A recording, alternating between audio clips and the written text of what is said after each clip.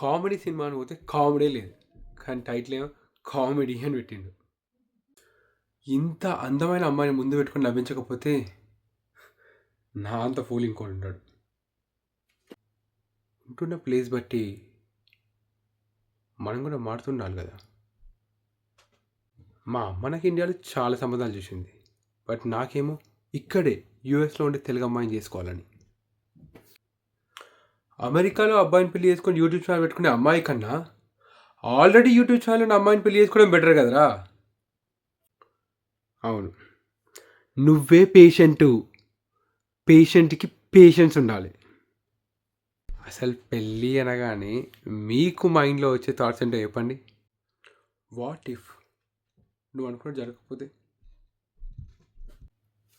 ఇలాంటివి ఏవో జరుగుతాయనే పెళ్ళికి ముందే అలిమోని ఇవ్వమని కండిషన్ పెట్టింది మీ అమ్మ. ఇందాక చెప్పిన ప్రాబ్లమ్స్ ఏమీ రాకుండా మనం ముందే చేసుకున్న ఓపెన్ మ్యారేజ్ కాంట్రాక్ట్. చాలా కంగారు పడ్డా మీరు ఇదంతా ఎలా తీసుకుంటారో అని. దిశ, సారీ నిషా, నీ కోపానికి అర్థమైంది, but think like next generation.